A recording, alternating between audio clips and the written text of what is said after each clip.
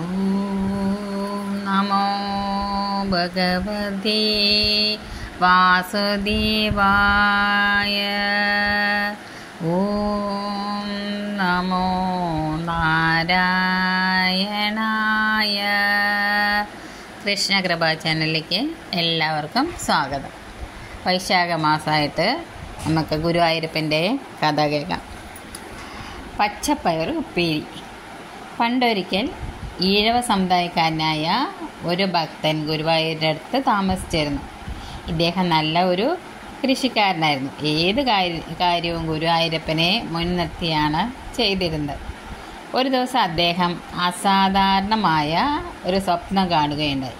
മഞ്ഞ പട്ടെടുത്ത് മനോഹരമായ മുടിയിൽ മയിൽപ്പീലി ചൂടി ഓടക്കുഴലും കയ്യിലേന്തി 5-6 വയസ്സ് പ്രായം തോന്നിക്കുന്ന ഒരു കുട്ടി മുന്നിൽ പുഞ്ചിരിച്ചുകൊണ്ട് നിൽക്കുന്നു.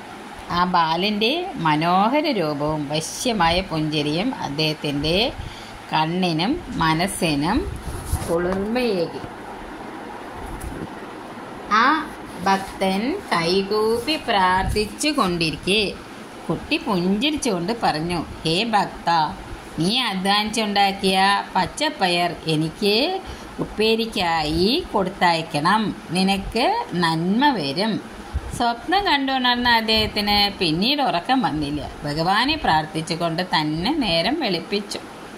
അടുത്ത ദിവസം രാവിലെ കുളിച്ച് ഭഗവാനെ പ്രാർത്ഥിച്ച് വളരെ ഭക്തിയോടെ നല്ല പച്ചപ്പയറുകൾ കുറേ പറിച്ചെടുത്ത് ഗുരുവായൂർ ക്ഷേത്ര പരിസരത്തെത്തി.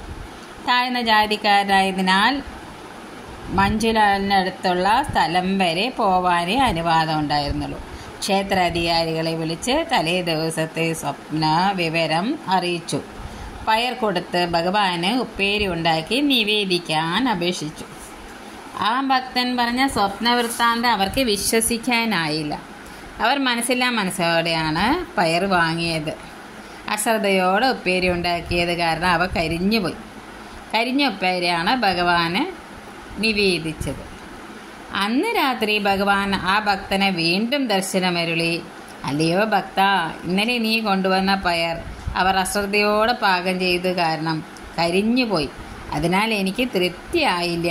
നാളെ കുറച്ച് പയർ കൂടി കൊണ്ടുവരണം എന്ന് പറഞ്ഞു. ഭഗവാന്റെ അരുളപ്പാട് കേട്ട് ആ ഭക്തൻ ഏറെ സന്തുഷ്ടനായി. അടുത്ത ദിവസം അതീവ ശ്രദ്ധയോടെ നല്ല പയറുകൾ കുറേ പറിച്ചെടുത്തു.